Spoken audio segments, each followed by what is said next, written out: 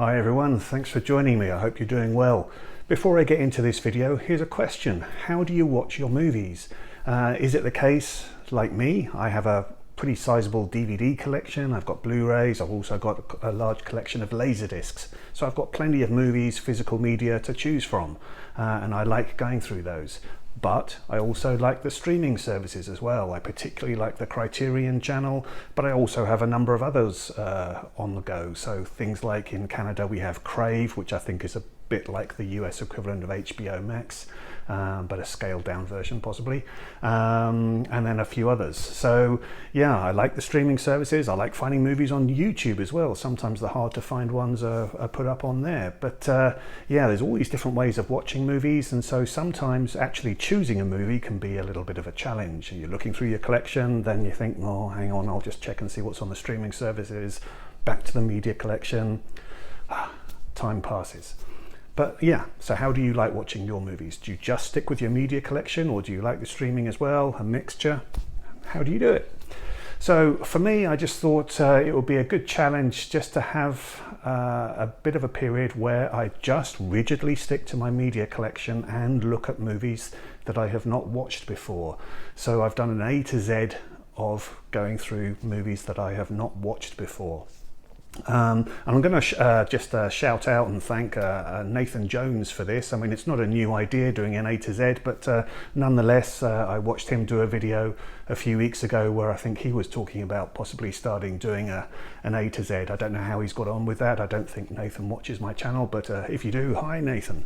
Yeah, it's a good idea, and I just thought, yeah, this would be a good exercise to just go through some movies, you know, avoid watching any streaming and just stick to your media collection for the moment until you've completed the A to Z.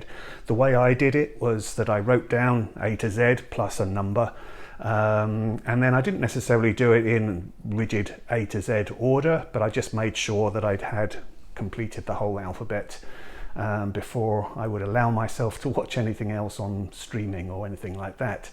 So without any further ado, let's get into showing you what I watched. Okay, so let's get into this A to Z. Now I'm going to be showing you DVDs and Laserdiscs because that's what I like collecting. But certainly some of these films are releases on boutique labels. So if you're interested in these films, then yeah, look out for your preferred format and see if you can find them. But please let me know if you've seen these films. I'll be really interested. Okay, so first up is A, and for A, I watched Errol Flynn in the 1948 film The Adventures of Don Juan. Yeah, I enjoyed this. This has Oscar-winning costume design, which is really beautiful. It has a really rousing Max Steiner score. Errol Flynn here is doing what he does best, loving and dueling. So yeah, there's some pretty exciting sword fights in here. The story is not hugely compelling, but yeah, I enjoyed this one, The Adventures of Don Juan. Next up for B, and it's Michael Gondry's Be Kind Rewind, and this was a pretty fun comedy. Ultimately it's about sort of community, I guess, but yeah, Jack Black and Mos Def in this, and it's quite good fun. Jack Black is magnetized due to an accident, and he goes into Mos Def's video store and just accidentally erases all the content from the VHS tapes, and so they have to resort to making the films themselves, putting them on tape and then renting them out to customers. And it's the way that they actually recreate some of these sort of classic films such as Ghostbusters and Driving Miss Daisy that makes this very amusing. So yeah, I enjoyed this. Be Kind Rewind. Next for C, I watched Cutter's Way from 1981, starring Jeff Bridges and John Hurt. Now I know this one is has been released by a few different boutique labels, including Fun City Editions, but yeah, just take a look at this Laserdisc for a moment. Isn't that a wonderful cover?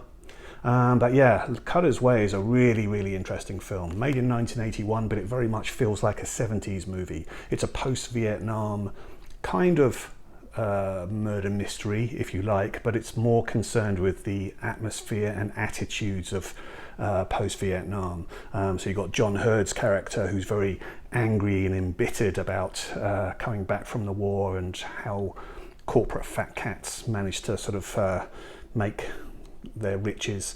And then Jeff Bridges is a little bit more sort of apathetic about life since his return from the war.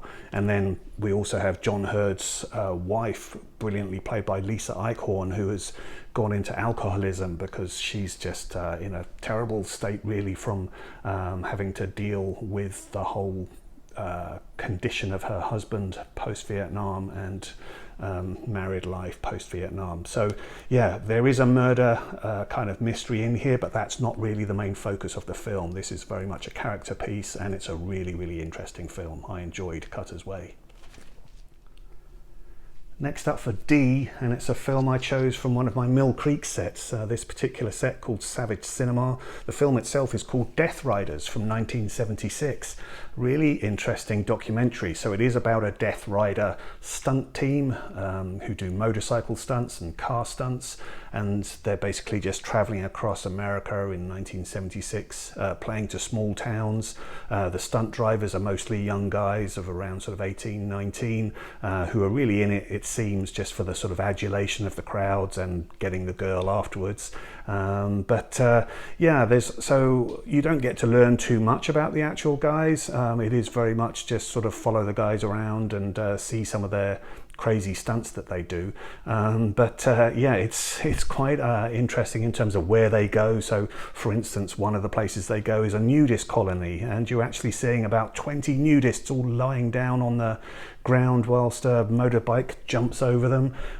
There's another place where they stop and get invited to do a impromptu motocross race, and then they also stop in Monument Valley to do some motorcycling. So yeah, all of that is quite interesting. But the really interesting thing about Death Riders is that the cinematographer on it is Vilmos Zsigmond, and at a really interesting time. I mean, in 1974 he had worked on Steven Spielberg's The Sugarland Express, so possibly that led into a link into how he got involved with this stunt team, because the Sugarland Express certainly had lots of car stunt action in it.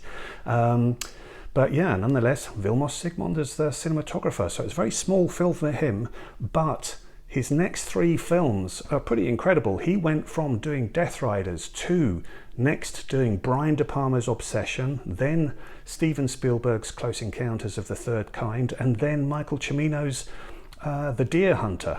Incredible. So yeah, Death Riders from 1976, definitely an interesting one.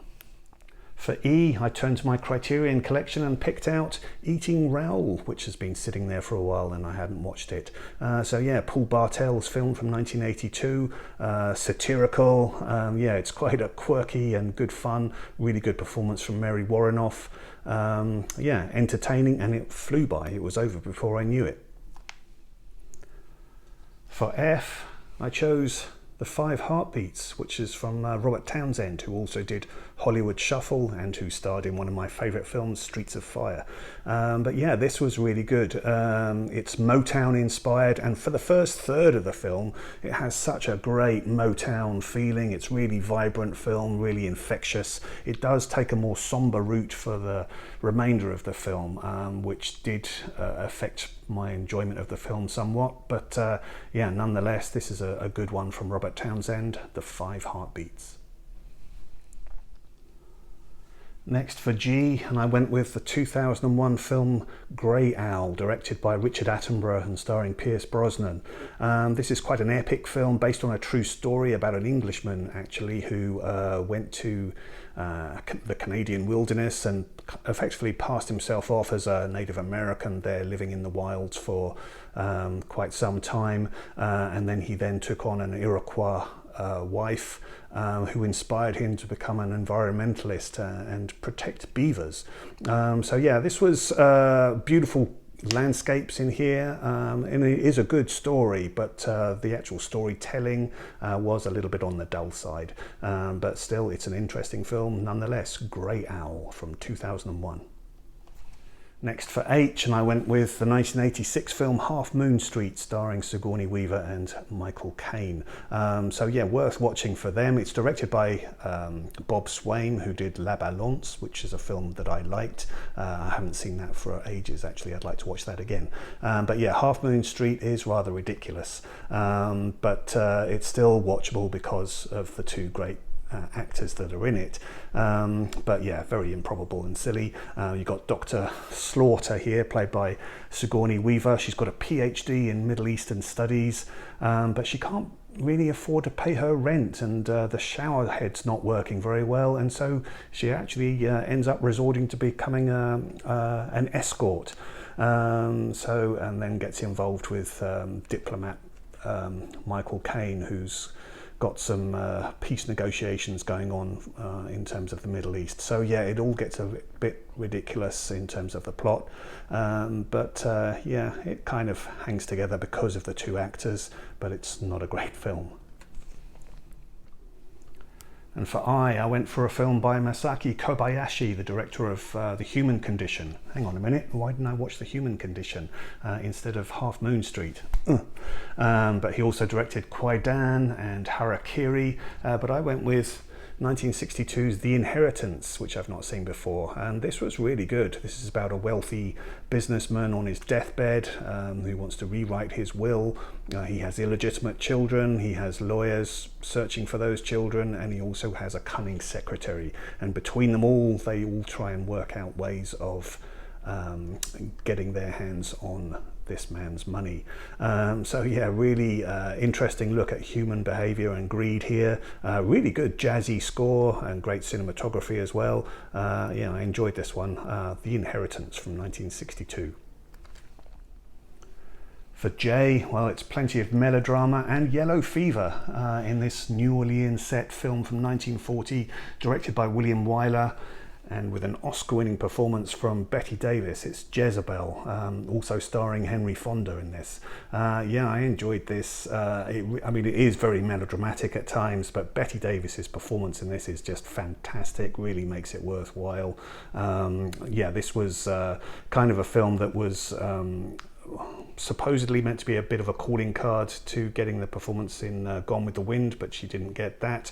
Yeah, similar, I suppose, in some respects to that film. But yeah, this is a good fun one. Really, really good performance from Bette Davis, but it is very melodramatic. But yeah, a fun one. For Kay, I did not watch The Killing, which I've already seen, but I did watch a film that's included as an extra on here, and it's actually, I think, come out by Kino Lorber as an individual release recently. But yeah, it's the 1955 film from Stanley Kubrick, Killer's Kiss. And I enjoyed this one. I mean, it's been dismissed a little bit as being, you know, early works from Stanley Kubrick before he'd really found his form. Really low budget, only $75,000 budget. But yeah, there's some really great work. There's really good camera work in here. It's about a boxer and a dancer. They want to be together, but there's a mobster who might stand in their way. Simple story, not much characterization in it, but really good camera work, really good New York locations, and it's the New York locations that really made it invigorating for me. Particularly there's filming in the last third of the film that's all around the Dumbo district in New York. I have a fascination with that area. I have been there. I do like it, but yeah, seeing it in the 50s when it's very desolate and run down. There's a rooftop chase which is really interesting to see, and then a final fight in a mannequin factory, which is quite fascinating. So yeah, I enjoyed Killer's Kiss. So yeah, it has been dismissed a little bit as being a minor work from Kubrick. It is rough around the edges, but yeah, no, it's definitely got a lot of interest to it. So yeah, Killer's Kiss. Next for L, and I went with the 1937 classic from Frank Capra, Lost Horizon, which surprisingly I hadn't seen until now. Yeah, this was a very impressive film. They spent a lot of the budget on building this mythical city of Shangri-La. The characters involved here, led by Ronald Colman, they crash land there and then have to make decisions on whether they're going to stay or leave and what life means for them. Yeah, this is really interesting. It's a 132-minute film, but there is about 7 minutes of film that has been lost forever, apparently, although there is still the audio. So when you watch the film, there's certain segments where they can only show stills whilst the audio plays. So it's a little bit disruptive at times, I suppose, but at least we have the audio there to make this as complete as possible. So yeah, Lost Horizon, very interesting film from 1937. Now for M, I went with a Hammer film from 1954. It's not a horror film, it's actually a racing movie, and it's called Mask of Dust. The fascinating thing about this particular film is that it actually features legendary racing drivers from that time, Sterling Moss and Reg Parnell amongst others. So yeah, the film, it's a mixture of live action and stock footage. It's not a very compelling story. You've got Richard Conte here as a guy who's back from the war and determined to get back into motor racing and win a race, but his wife, played by Mary Alden, just really wants him to retire. So yeah, that's kind of the thrust of the story. But yeah, lots of footage here of the Goodwood racetrack. You get these fantastic tin cars of the time that really were deathly to drive. But yeah, lots of footage here of the actual drivers, so Sterling Moss and Reg Parnell. And there is one scene where you'll see these actual drivers all in a room together. So yeah, that makes it of historical interest. But yeah, Mask of Dust. So yeah, not great storytelling, but definitely a curiosity. So yeah, good film. Now for N, and it's a film that I'm kicking myself that I haven't watched before, and it's the 1979 film from Martin Ritt, Norma Ray, with an Oscar-winning performance from Sally Field. Wow, I think this is probably my film of the month, if you like, out of all of this A to Z. I really, really love this film. Sally Field is just phenomenal in this, but so is Ron Liebman. He is incredible here. Ron Liebman, he starred also in The Super Cops, amongst others.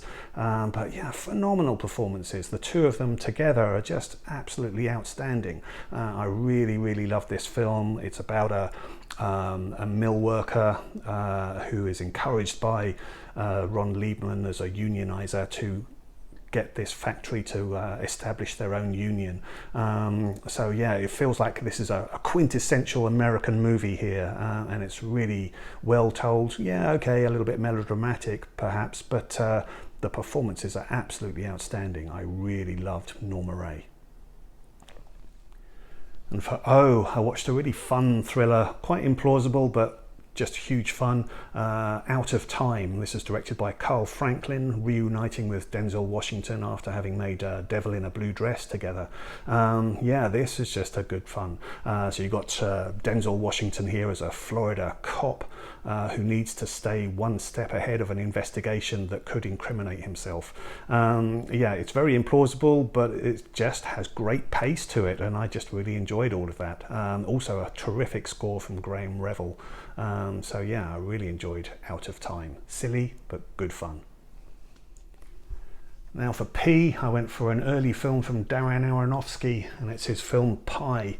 Now I've got to admit, I didn't get on too well with this one, but that's perhaps how I always am with Darren Aronofsky. He is a filmmaker where I for sure find lots of interesting aspects in his films, but they're not ones I gravitate towards, and I'm in no rush to watch his films. But yeah, this was, I mean, it was interesting, filmed in black and white. It's about a mathematician. There's a lot of descent into madness as he's exploring mathematical codes to try and come up with a system for controlling the stock market. But yeah, I got a little bit lost with this, and found also some of the scenes a little bit unpleasant. Yeah, it's just not a film that I gravitate towards. But yeah, not without interest, but perhaps not one for me. Okay, that's Pi. And for Q, I went to one of my Mill Creek sets, this Warriors set, which would suggest they're all sword and sandal films, but the film I watched was called Queen of the Amazons. And really that's a misleading title as well. It was kind of more just of an adventure film, a minor B movie, looking for a missing husband who has gone on an expedition to Africa. The film inexplicably starts in India with some stock footage before then switching to Africa, and lots of stock footage there as well. Yeah, fairly minor film. It had its moments, but yeah, nothing special. Queen of the Amazons. Next for R, I went for a film from 2002, not very well known. I actually put the first review of this on Letterboxd, but it's for Road Kings, starring Glenn Plummer. So yeah, this has got two gangsters, if you like, from LA who are disillusioned about all the gang life that there is there, and they decide to get on their motorbikes and head out onto the roads and see if they can find a better life. They don't actually pack anything, so they just get on their bikes and off they go. Yeah, it's kind of Easy Rider inspired, but not particularly well written. It's okay, and obviously they try to put a lot of music in here, so you've got the likes of Snoop Dogg and others on the soundtrack. But yeah, like I say, not a great story. It really doesn't go anywhere too much, and really these guys bring on a lot of the troubles themselves, it seems. So yeah, I'm not sure that it really made its point that well, but nonetheless, Road Kings. Now for my S and for my T, I went for two films from the Hammer Film Studios again, both included on the same DVD here. Now these films are actually put out by Indicator as well in a very nice box set. I don't have that box set, but the two films I'm talking about are The Stranglers of Bombay and The Terror of the Tongs. And these films kind of go together really. The Stranglers of Bombay, obviously set in India, and it's actually based on a true thuggy cult and an investigation by a representative from the East India Company who's trying to track them down and understand this cult. The Terror of the Tongs is set in Hong Kong, and you've actually got Christopher Lee in a role before he went on to do Fu Manchu. But again, it's a similar investigation of a deathly cult that is wiping out the English in these two countries. So yeah, neither of these films are particularly great. They are dated, and obviously they have dated aspects to them which perhaps wouldn't be acceptable now, but put them in their context, they're both still very interesting. So yeah, I did get enjoyment out of these, and Hammer films, you always have to have some love for Hammer. Yeah, not great films, but still of interest. The Stranglers of Bombay and The Terror of the Tongs. Now for you, I'm guessing this is a film that a lot of you won't be familiar with because it's not on DVD or Blu-ray as far as I know. It's actually a made-for-TV film for the American Playhouse series that I think was quite a long-running thing on American TV in the 80s. The film is Under the Biltmore Clock. From 1984, starring Sean Young, fairly fresh from having done Blade Runner and Dune, and Lenny Van Dolen, who has also starred in Twin Peaks and Electric Dreams. So this is adapted from an F. Scott Fitzgerald story called Myra Meets the Family. I haven't read it, but yeah, Sean Young plays a sort of 1920s society girl who wants to wed the shy son here of a wealthy family, and she gets invited to the family home, and then finds a very, very, very eccentric family living there. However, it turns out that this family are actually a bunch of actors, and this is all a bit of a ruse just to actually test her loyalty and whether she is actually in love with the guy. Yeah, it's quite good, but I must admit I did not like Lenny Van Dolen's performance. But yeah, Sean Young, good to see her. Haven't seen her for quite a while, although she's still making loads of films, but just fairly low budget ones, I suppose. But yeah, Under the Biltmore Clock.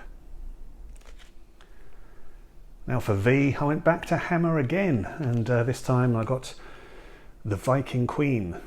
So there's the actual poster for it. Yeah, this was nothing too special.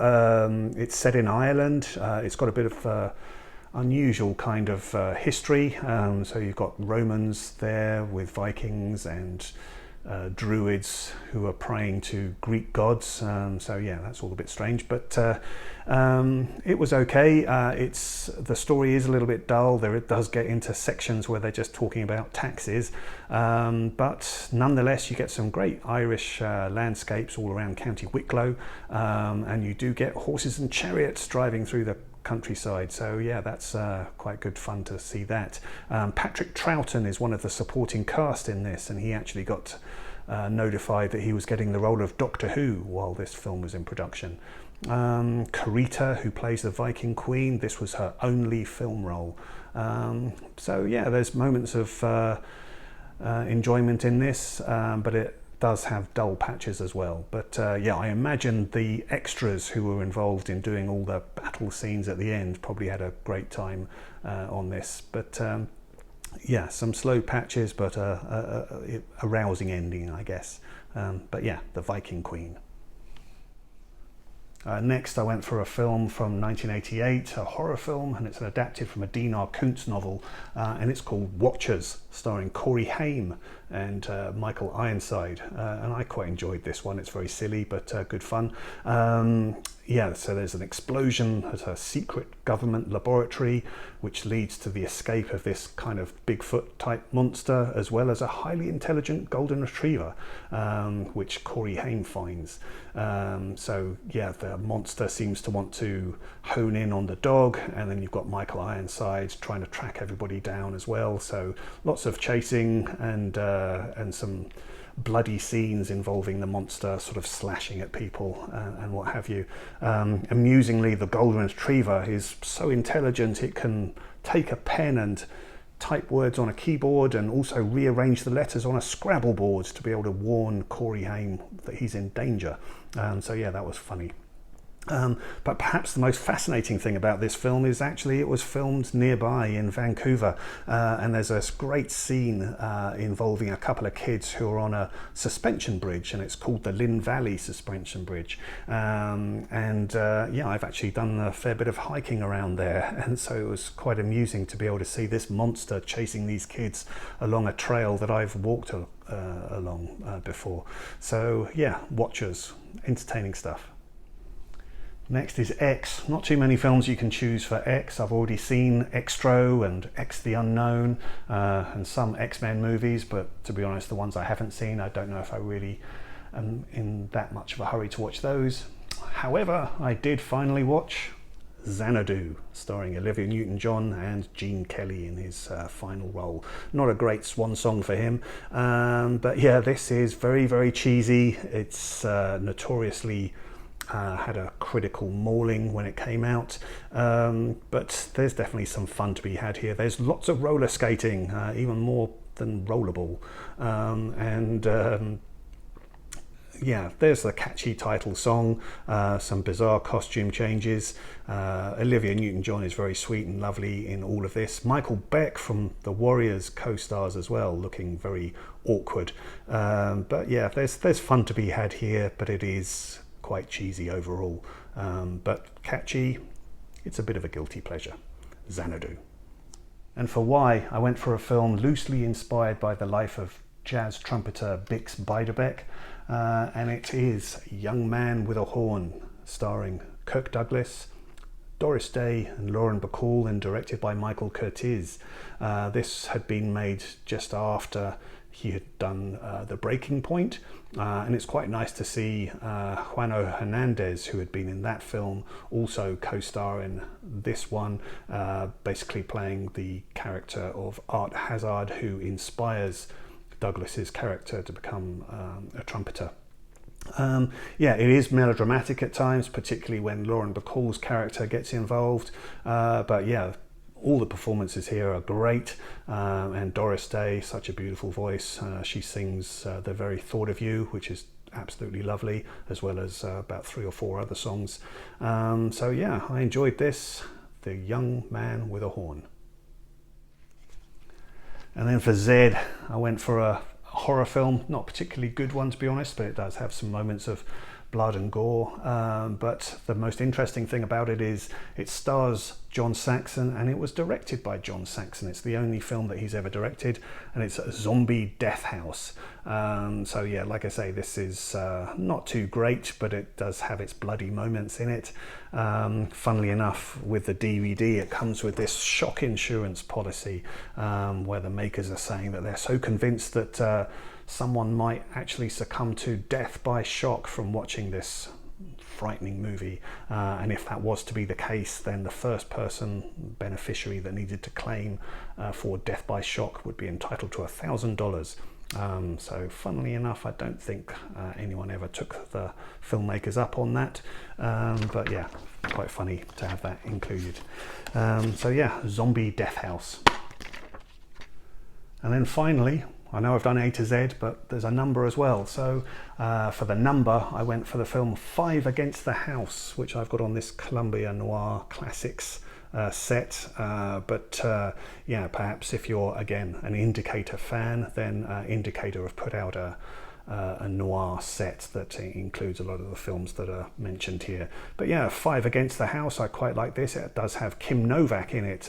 She sings as well in the film. But yeah, basically it's about some guys that are looking to do a casino heist in Reno. I like the fact that the Reno casino has a very sort of Wild West feel to it. You've got lots of wagons that are just sort of hanging from the roofs.